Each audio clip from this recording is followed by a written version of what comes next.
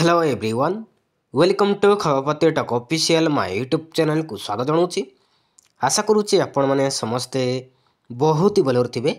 तो देखंतु पिला माने Odisha subordinate staff selection commission तरफ तो फाइनाली आपण मानकर एसएसटी डेवलपमेंट तरफ जो आपण मानकर टीचर वैकेंसी को रिलीज कर दि जाइए पिला माने।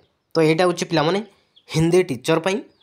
तो देखिपे टोटाल पोस्ट रही 83 पोस्ट रही। यहाँ हूँ डिस्ट्रिक्ट कैडर पोस्ट पिला माने जो माने कि +3 ता सहित बीएचडी करेंगे +3 पास बीएचडी करेंगे पोस्ट को आपण मैंने एप्लाई करेंगे। तो यहाँ हूँ सर्ट एडवर्टाइजमेंट। तो एपर्यंत यार फुल नोटिफिकेशन आसी तो खूब शीघ्र आपण मैंने देखा पाइबे फुल नोटिफिकेशन। तो यार ऑनलाइन केवटू स्टार्ट हो पाने देखु यार ऑनलाइन स्टार्ट हो 27/12/2024 रु स्टार्ट हो।